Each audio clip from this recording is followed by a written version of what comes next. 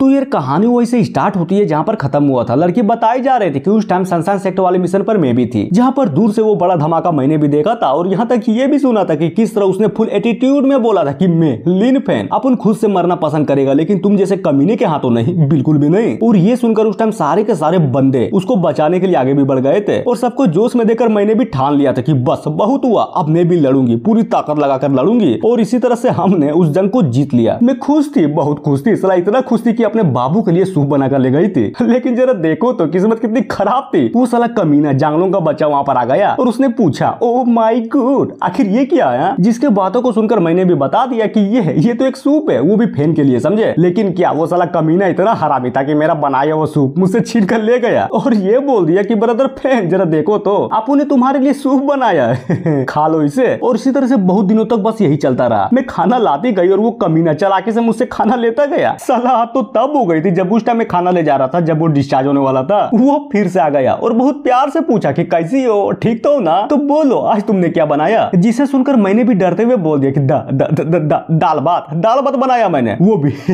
Nice, ला दे जल्दी से दे, आज तो मजा आएगा। ना बिल्कुल भी नहीं, इस बार नहीं दूंगी, अगर दूंगी ना तो सिर्फ अपने बाबू को दूंगी, तुझे तो घंटा भी नहीं दूंगी। जांगलों बोलता है क्या कहा तूने? अरे यार तू टेंशन क्यों ले रही है, ये चीज तुझे फैन को ही देना है ना, तो फिर दिक्कत की क्या बात, अब तू दे या फिर मैं, बात तो एक ही है ना, समझी? अरे बोलो तो समझी कि नहीं। और ये सुनकर मैंने भी ठान लिया कि बस बहुत हुआ, परेशान हो ना, अगर प्यार पाना है तो मारना पड़ेगा, और मैं मारूंगी, माँ कसम साला जितने भी कमीने हैं ना उन सबको चुन चुन कर मारूंगी।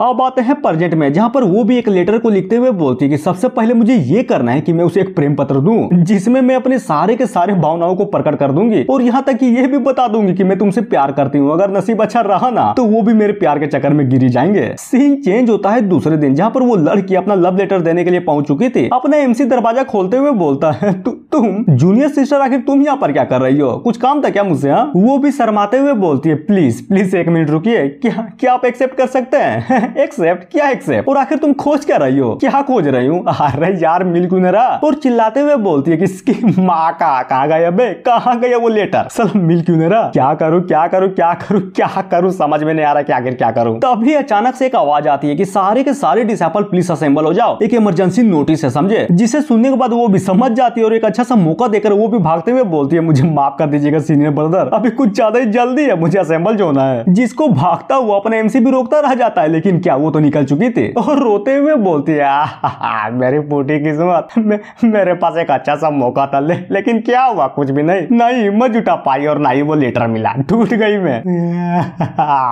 फिर क्या वो लेटर निकलती है, बिल्कुल उसी से निकलती है जो कि डायरेक्ट अपने मेन कैरेक्टर के सामने आकर गिरती है, जिसको वो भी उठाते हुए बोलता है आप साला ये किस टाइप का बाबा सिर है, खोलू क्या? चलो खोल ही देता हूँ। और जैसा ही खोलता है ना, उसे पढ़कर लिटरली वो पूरा का पूरा हिला पड़ा था कि हो साला ये तो लेटर है, वो भी लव लेटर, किसके लिए? इसकी माँ का, ये तो मेरे लिए है बे। अब आते हैं असेंबल की ओर, जहाँ पर सारे के सारे डिसेबल को असेंबल करवाया जाता है। फेंक बोलता है, मेरे दोस्तों कहते हैं ना कि साला चूतिया लोग कभी भी नहीं सुधरने वाला, और बिल्कुल वही हुआ। सनशाइन सेक्टर वाले हम पर फिर से हमला करने लगे और ये फाइट हमें फिर से जीतनी है। तभी फुल जोश में बोलता है कि तैयार हो जाओ, काट डालेंगे उन लोगों को। जिसे सुनकर सारे के सारे डिसेबल भी फुल जोश में आ जाते हैं, और ये सब अपना एमसी भी पीछे खड़े होकर बस आराम से सोने जा रहा था और फुल खुश की ये हुई ना बात, नाइस, साला जितना बड़ा खतरा होगा उतनी आसानी से मैं यहाँ से निकल पाऊंगा, भाग जाऊंगा। फेंक बोलता है, चिंता मत कर, हम ये लड़ाई जरूर जीतेंगे, क्योंकि अपना हीरो जो साथ होगा वो बिल्कुल टीम का एक अहम हिस्सा होगा, जिसका काम ही होगा सिर्फ दुश्मन को मारना, समझे। जिसे सुनकर फेन की भी लिटरली पूरी की पूरी तरह से फट जाती कि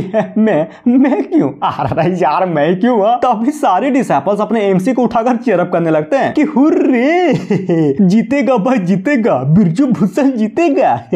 फेंक भी लाइक, सीनियर देख रहे हो ना, मुझे लगता है कि इस बार की लड़ाई सच्ची में यार कुछ ज्यादा खतरनाक होने वाली है, टीम बनाना पड़ेगा, सच्ची में खतरनाक टीम बनाना पड़ेगा। सही बोला तुमने, हम लड़ेंगे, पूरा का पूरा जी जान लगा कर लड़ेंगे, बिल्कुल भाई फेन के जैसा। ओह माय गॉड, मानना पड़ेगा तुम और तुम्हारा वो जूनियर सच्ची में यार कुछ ज्यादा खतरनाक हो। नाइस। अब आते हैं अपने एमसी की ओर, जो कि बोले जा रहा था कि अरे यार हो गया ना, अब चल जल्दी कर और जल्दी से मुझे उतार। और ये सारा का सारा कांड पीछे खड़ी होकर एक लड़की देखी जा रही थी, वही लव लेटर वाली, जो कि बलस करते हुए बोलती है कि देखना मैं अपना बेस्ट दूंगी, बिल्कुल भी डिसअपॉइंट नहीं करूंगी तुम्हें। सीन चेंज होता है बैटलफील्ड की ओर, जहाँ पर सच्ची में कुछ ज्यादा खतरनाक इंटेंस लेवल की फाइट चल रही थी। लोग लड़े जा रहे थे, कुछ ज्यादा जोरों शोरों से लड़े जा रहे थे। तभी अपने डिसेबल को दिखाया जाता है, जो कि फाइट में कुछ ज्यादा स्ट्रगल किया जा रहा था। सनसन सेक्टर एक बंदा बोलता है अब कौन बचाएगा तुम्हें? अपना एमसी ब्लैक, तेरी माँ का मैं बचाऊंगा इसे। और ये बोलकर उसको खत्म कर देता है कि कमजोर, बहुत कमजोर, साला फालतू का आग मुते जा रहा था ये। जिसे देखकर अपना डिसाइपल फुल खुश कि वाह क्या जबरदस्त काटा है तूने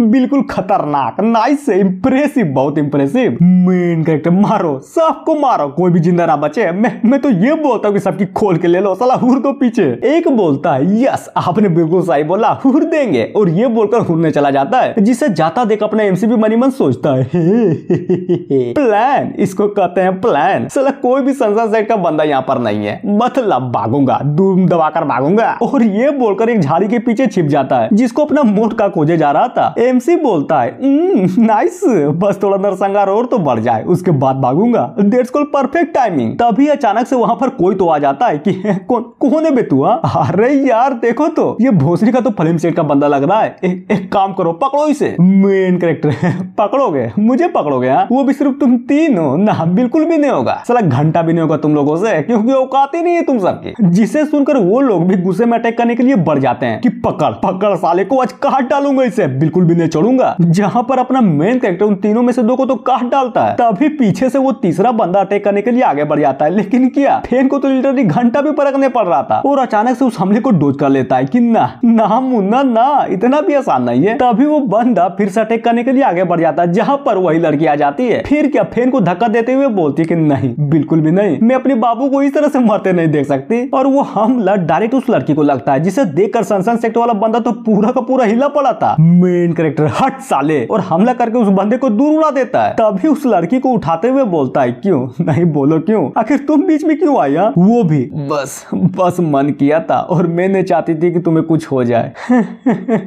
देखो तो फाइनली मैंने अपने आइडियल को बचा लिया। तुम सच्ची में यार हमारे हीरो। जिसे सुनकर अपना एमसी पूरा का पूरा हिला पड़ा था कि नहीं, तुम्हें कुछ नहीं हो सकता, बिल्कुल भी नहीं हो सकता, मार नहीं सकती तुम। और जी हाँ, ये एपिसोड यहीं पर खत्म होता है। तो मिलते हैं नेक्स्ट एपिसोड में। सो थैंक यू, और कम से कम लाइक तो कर दो यार, तब ना मिलेगा मोटिवेशन।